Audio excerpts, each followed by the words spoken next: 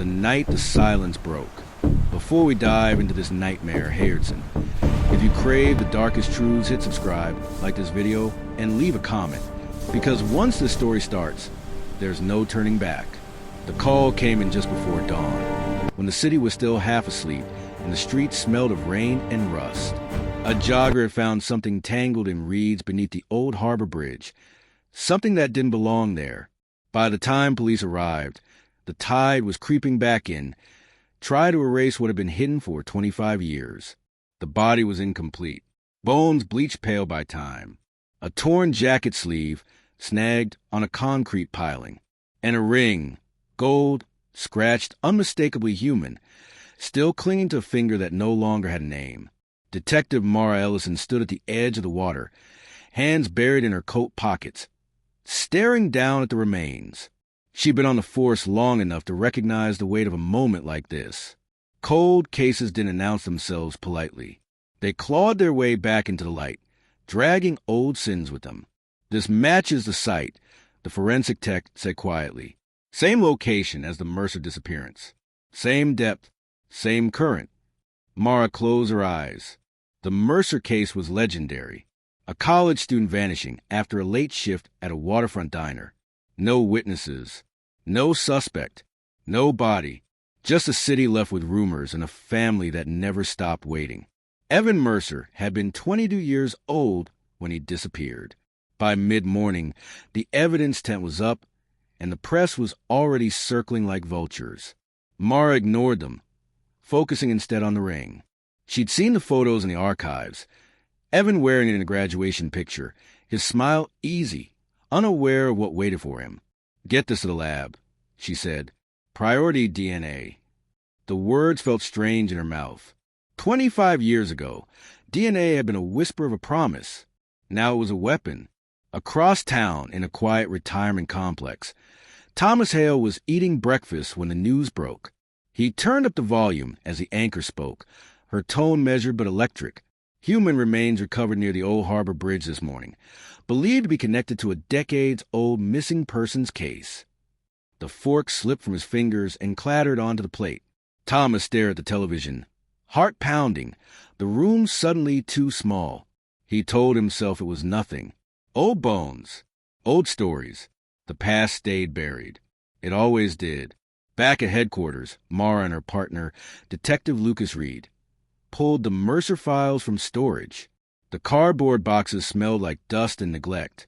Inside were yellowed witness statements, grainy photos, and a timeline that ended abruptly on a cold November night in 1999. "Last seen at 11:47 p.m., Lucas read aloud. Clocked out. Walked toward the bus stop. Never made it." Mara flipped through the pages. "And the diner manager?" "Thomas Hale," Lucas said.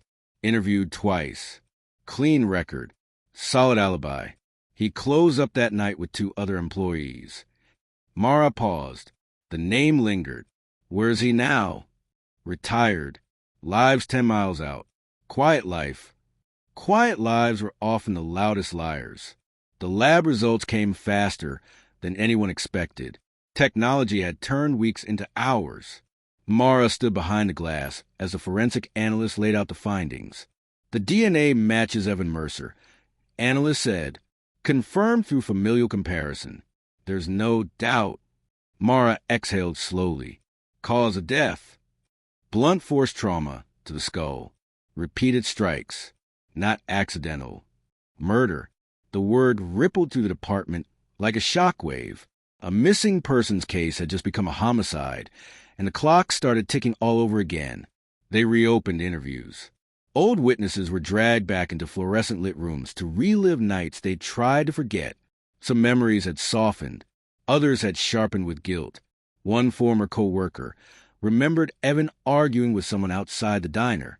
Another recalled a car idling too long by the curb. None of it had seemed important back then. Until now. Mara visited the diner, long since closed and boarded up. The windows were clouded, the sign faded. Inside, dust coated the booths where Evan once poured coffee for strangers. She walked the narrow hallway to the back, imagining footsteps, raised voices, fear tightening in a young man's chest. Lucas crouched near a storage door. "This was always locked," he said. Employees said only Hale had the key. Mara felt a chill crawl up her spine. What was inside? Basement. Storage. Old freezer units. They exchanged a look. Some doors, once opened, refused to close again. That evening, as the sun bled out over the harbor, Mara sat at her desk, reviewing a new piece of evidence pulled from the remains. The ring had more than scratches. On the inner band, nearly worn away, were initials. TH. Not Evans. Her phone buzzed. A message from the lab. Additional DNA recovered. Secondary profile. Male. Partial match already flagged in the system. Mara stood slowly, heart hammering. "Run it," she whispered to the empty room. Across town, Thomas Hale woke from a nap, a sense of dread pressing on his chest. He moved to the basement of his apartment, opening an old metal locker he hadn't touched in years. Inside, wrapped in plastic, was a key and a secret he believed the water had swallowed forever. But when investigators finally tracked down the location of Hale's old diner basement and forced open the sealed door beneath the building's crumbling foundation, what they found waiting in the darkness would shatter every assumption they'd made about Evan Mercer's last night alive. The past fights back. What investigators uncovered next would turn a long-buried mystery into an active threat. Because the past wasn't done killing. The basement smelled of oil, mildew, and something older, fear soaked into concrete. Floodlights cut through the darkness as investigators descended the narrow steps beneath the diner's foundation. The room was smaller than expected, its walls scarred with rusted shelving and abandoned freezer units that hadn't run in decades. On the floor, chalk outlines from another era marked where something heavy had once been dragged. Mara Ellison moved slowly, every sense tuned sharp. "Photograph everything," she said. "Bag anything that doesn't belong." They found blood first. Not fresh, nothing ever was, but unmistakable. Dark stains soaked into a drain near the back wall, protected from time by the shadow of a broken freezer. Luminol lit it up like a confession. Then Lucas called out, "Over here," behind a false panel. So clean it stood out, they discovered a small metal box. Inside were items wrapped with care. A cracked phone from the late 90s, a bus pass with Evan Mercer's name, and a folded diner receipt dated the night Evan vanished. At the bottom lay a second ring, cheap silver, engraved with the same initials as the gold one found on the remains. TH. Mara's jaw tightened. "This isn't just a hiding place," she said. "It's a shrine." The lab confirmed the partial DNA hit by morning. The secondary profile found on Evan's bones matched biological material recovered from the basement stains. It belonged to Thomas Hale. The quiet retiree was no longer a footnote. He was a suspect. They moved fast. Surveillance teams were dispatched to Hale's apartment complex. A warrant was drafted. Mara rehearsed the interview in her head. Calm, precise, relentless. But when the officers knocked, no one answered.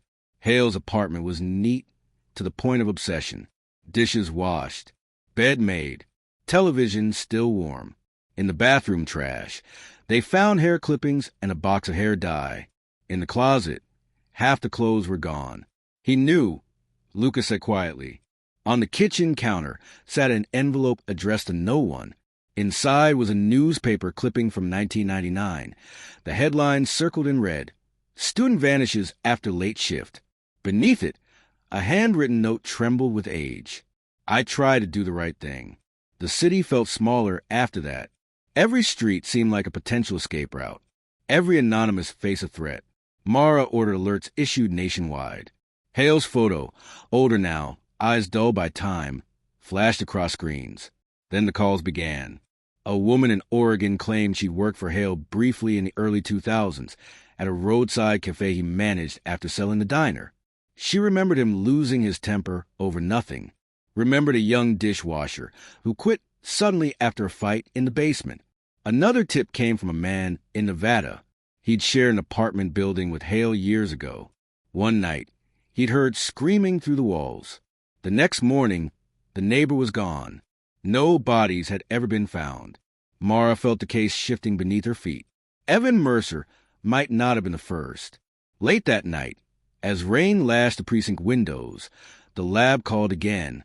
They'd extracted additional DNA from the phone found in the box. Skin cells preserved beneath the cracked casing. It matched the second unknown profile. Female. The database flagged a hit. Missing person. 2003. Name. Claire Donovan. Last seen leaving a cafe job in Reno. Mara stared at the screen. He didn't stop, she said. Lucas nodded. He learned. They cross-referenced Hale's employment history with missing persons reports. The overlap was undeniable. Towns changed. Names changed. The pattern remained. Late shifts, isolated basements, men and women who vanished without witnesses. Hale wasn't just hiding a crime. He was perfecting one. The task force expanded overnight. Marshals joined the hunt. Financial records showed Hale had drained his accounts days earlier. A toll camera caught his car heading south. Plates removed, face hidden beneath a cap. Then, just before dawn, Mara's phone buzzed a message that froze her blood. A body had been found. This one was fresh. The victim lay in a drainage culvert off a rural highway. Hands bound, skull fractured. In the pocket of her jacket was a receipt from a closed cafe, dated 2 nights earlier. Tucked inside the receipt was a cheap silver ring, engraved with 2 letters, TH. The message was clear. Hale wasn't running. He was communicating. As forensic teams worked the scene, Mara noticed something else. Tire tracks leading away. Only one set. Deliberate, unhurried. Back at headquarters, a final piece fell into place. The female DNA from Evan's phone matched Claire Donovan perfectly. The phone wasn't Evan's. It was hers. Hale had kept it as a trophy, mixing victims, blurring timelines, daring anyone to see the whole picture. Mara leaned back, exhausted and furious. He wants us close, she said. He wants to be seen. Lucas looked up from the map, eyes hard. Then we're already too late. Because while the city slept, Thomas Hale was already watching the news from a dark roadside motel, calmly polishing a gold ring that had never belonged to Evan Mercer, planning his next move, and deciding who would disappear next if they got too close. The truth that wouldn't stay buried. The final hours of this investigation would prove one brutal truth. Some monsters don't run from the past. They wait for it to catch up. The motel sat just off the interstate, a forgotten strip of flickering neon and cracked asphalt. Surveillance confirmed Hale had checked in under a false name, paid cash, and requested a room with a view of the parking lot. A man who planned ahead. A man who expected company. Mara Ellison watched the place through binoculars from an unmarked car as dusk settled in. Her chest felt tight, not with fear, but with the weight of knowing this confrontation was decades overdue. He's still inside, the marshal whispered through the radio. No movement for 40 minutes. He's listening, Mara replied. He always is. They breached at 9:12 p.m. The door burst inward, splintering against the wall. Officers flooded the room, weapons raised, only to find it empty. The bed was neatly made, the bathroom dry. On the table sat a television remote, placed dead center like a dare, and beneath it, a folded piece of paper. Mara picked it up with gloved hands. The handwriting was calm, deliberate. You're looking in the wrong place. I always like basements. Quiet. Forgotten. Her blood ran cold. They traced Hale's past properties, old leases, abandoned buildings, anything with underground access. One address stood out. A warehouse he'd purchased years earlier through a shell company, sold on paper, but never truly vacated. The structure sat on the outskirts of the city, condemned after a fire, its lower levels sealed by the municipality and forgotten by time. Until now, the warehouse basement door was welded shut, but not well. Sparks flew as the team cut through the metal. The air inside was stale, thick with rot and old smoke. The beam of Mara's flashlight swept across the room and stopped. There were chairs, 6 of them, arranged in a semicircle, each with restraints. Each tag with a laminated card bearing a name and a date. Evan Mercer, Claire Donovan. For others, missing persons whose cases had gone cold in different states, different years. This wasn't a kill site. It was a courtroom. A noise echoed behind them. Slow. Applauding. Thomas Hale stepped out of the shadows, older than his photo but steady. Calm. In his hand was a gun, lowered, not shaking. "You finally saw it," he said. "That's all I ever wanted." Mara didn't raise her weapon. She held his gaze. "You murdered them." Hale smiled faintly. "No, I judged them." The words landed like poison. He spoke of control, of punishment, of people who wasted chances. Evan had argued with him that night at the diner, threatened to report unsafe conditions. Claire had tried to quit, tried to leave. The others had challenged him in small, human ways. "They made noise," Hale said softly. "I made it stop." Lucas moved a fraction closer. Hale noticed. His finger tightened. "You don't get to decide who lives," Mara said. Hale's eyes flickered, not with doubt, but with disappointment. "I already did." The gunshot was deafening. Hale staggered, not from firing, but from impact. A marshal's bullet dropped him to the concrete. He fell hard, the sound final, empty. As they cuffed him, bleeding but alive, Hale laughed. A thin, broken sound. "You think this ends it?" They thought it did. The trial was swift. The evidence overwhelming. Hale confessed, partially, enough to bury himself. He was sentenced to life without parole, his name sealed into the archives beside the victims he'd erased. The city exhaled. Evan Mercer was finally laid to rest. His family stood beneath gray skies, grief softened by truth. Claire Donovan's sister wept when the phone was returned, cracked but unmistakably hers. Names were restored. Stories reclaimed. Mara told herself it was over.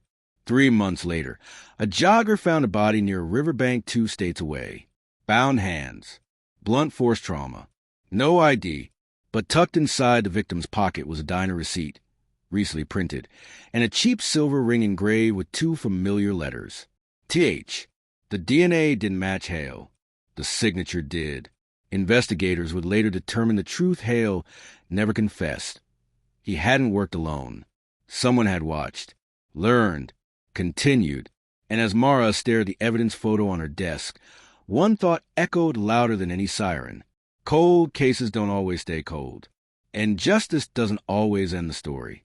If this case shook you, Hairdson, remember, some truths are still out there, waiting to be uncovered.